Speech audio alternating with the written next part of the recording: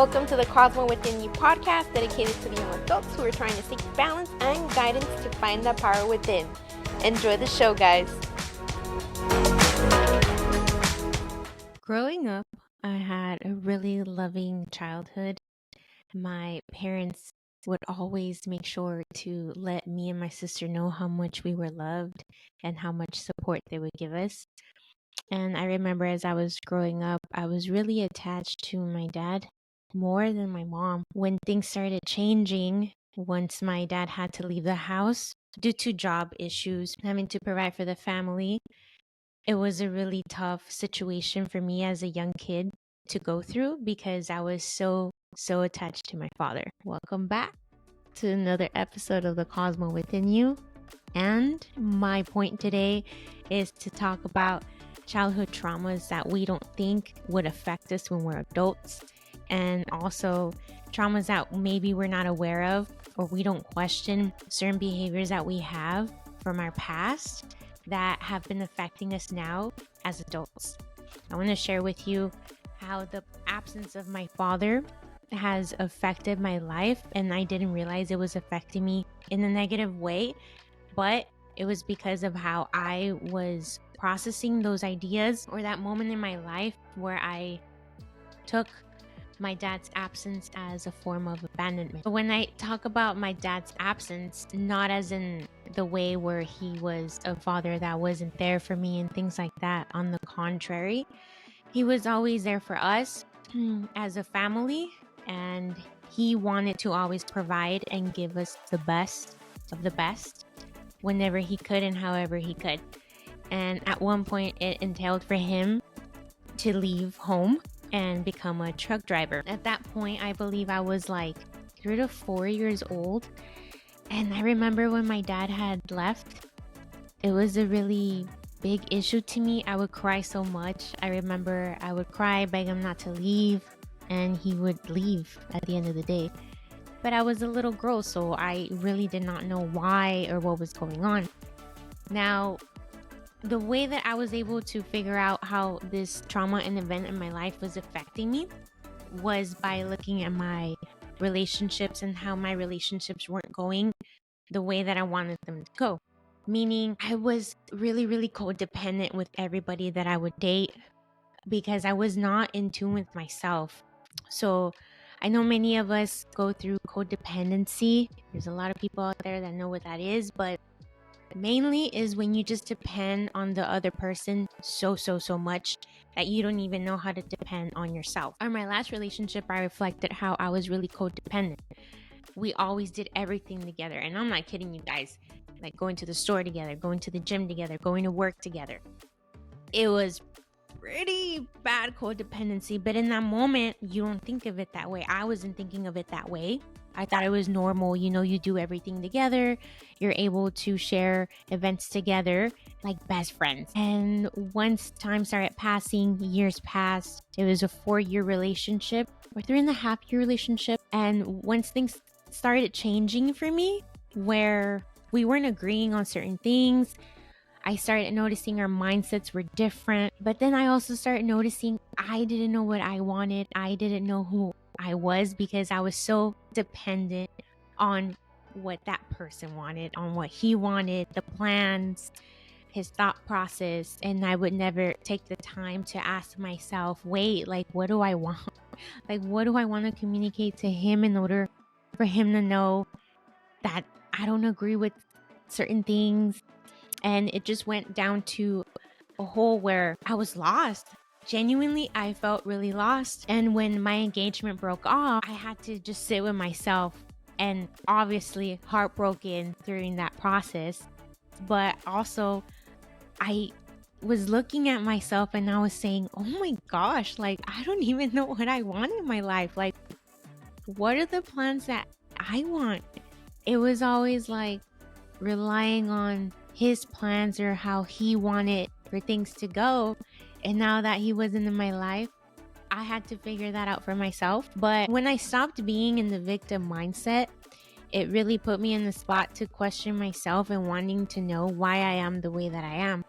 I wanted to know why do I think this way? Why did I let another person determine what I wanted? Why wouldn't I speak up? Where is this coming from? And as I was learning through YouTube videos, how childhood trauma, and trauma doesn't have to be physical trauma, because a lot of people think trauma has to do with physical abuse, but no, there's like emotional trauma, physical trauma, mental trauma. There's different types of traumas, and the dots started connecting when I started noticing that I always wanted to show my partner how good I was, but I never knew really how good I was for myself. I was allowing my relationships to determine my worth, to determine what I bring to the table. And I always was seeking approval from others. I wasn't giving myself approval. When I started learning exercises from different types of podcasts that talk about mental health and how your upbringing really has to do a lot with how you are now as an adult, that's when I was like, oh man, it was like a light bulb, well, there it is. The main idea is, as a child, I connected the dots that my dad had abandoned me because he was gonna go to work and he didn't want to stay with me and spend time with me. And every time that I cried, thinking that he would stay because I was crying and begging him not to leave, he would leave. So that built an unconscious idea that whoever I was with, and mainly male figures in relationships, whoever I was with, like, I would beg and seek for them to stay, or always wanting to show them that I'm worthy and they should stay with me. It all stemmed from connecting my dad's absence physically for me to say, oh, well, then I have to beg men to stay with me in order for them not to leave. And that was my fault, because as a child, you don't know any better. So then you connect things the way that you connect them and understand them in a certain way. But as adults, we do have the responsibility to take the time and ask ourselves why I am the way I am, and how is my upbringing, and what type of behaviors am I showing now that are not serving me as a grown adult, and what can I do to change it? And then that is going to take you through a whole different route in your life, where you're gonna have to dig in and question, how is your dad with you, or how is your mom with you? When we're little, anybody that's older than us, that's who we believe they know best. We take our parents' word as law. Like, that's the only thing that is out here. That's what it is. That's how it's supposed to be.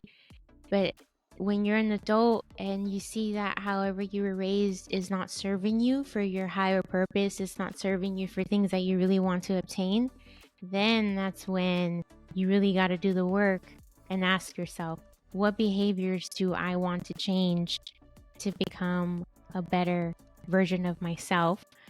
And how can I get there? What is it going to take? Am I willing to do the work? And in this point in my life, I was willing to do that work. I was willing to dig in and heal that wound and reprogram my mind that I don't have to beg nobody to stay with me. I don't have to depend on nobody. I need to depend on myself. You can rely on your partner, but don't depend on them 100%. Your happiness should not depend on somebody else.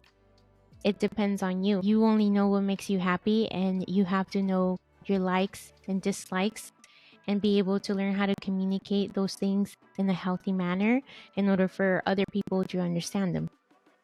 So then I started doing the work and I started healing, and I noticed how much I would blame my dad for leaving, for not being present, for not showing me love the way I wanted him to show me love. And that really hit deep. And once I started noticing, my dad didn't know any better back then either, as in, he only knew what he knew, and he only knew how to do it the way he knew how to do it back then. His goal was to provide and take care of the family, but it's not his fault or my fault. That's just how things were. And once I started forgiving him and forgiving myself for putting him in that spot, being able to see his intentions and put myself in the shoes of what he was doing for our family, it changed my perspective. And Dad, if you're listening, I love you. I will always love you. And I am sorry that I have hold you into this. Oh my God, guys, don't cry. I love you, and I want you to know that I forgive you, and you are the best dad that I've known, because you're still there in our lives, and because I was a child and I programmed my mind that you had left us. That was wrong of me, because you were out there providing. I love you, and I see it, and I've healed, and just know that I accept you for who you are, and I accept any love that you give me now that I'm an adult. And for anyone that's out there listening to this podcast, this is not easy. It's not an easy path to take when you're healing and you're digging deep into your childhood. We always want to judge our parents for the way that we are, and we always blame them. We shouldn't, and we can't blame our parents, because they only knew what they knew at that time. It's not their fault now that we're adults. When you're younger, yes, that's different, because we ourselves, when we're kids, we don't know any better. We believe our parents' word is law, and we follow that example because that's all we know. But as adults, once you start seeing that it's not working out for you, you need to put in the work to change, to become better. Take control of your own life, and you take control of the things that you want to obtain for yourself and what makes you happy. And that's the ultimate goal. I wanted to be happy. I wanted to reprogram my mind of certain behaviors, certain beliefs that I had. And now that I've been doing that and going through this journey, it has really changed who I am, because I am so confident. I love who I am. I love how kind I am and what I have to offer to people. I enjoy life in a different way, and I enjoy connecting with others. I'm thankful for having supportive friends and family.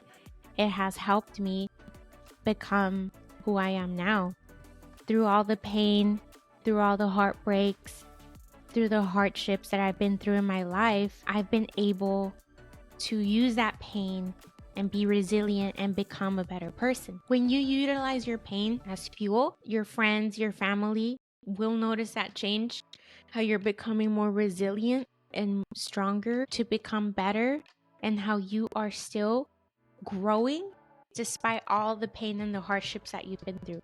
You're setting an example to other people that even though you've been through the worst of the worst in your eyes, you are able to push through and still accomplish the things that you want to accomplish. Once you are kind to yourself and understand that you're not perfect, but you're willing to become better, you're willing to touch on things that are hurtful to you, you're noticing due to that event or due to that behavior, you are hindering yourself from experiencing wonderful things in your life. And once you start breaking that barrier in your mind, you open up a door full of possibilities, and you start connecting with who you are. You just start connecting with that inner child, and you're healing yourself, and you're loving yourself, and you're becoming patient with yourself.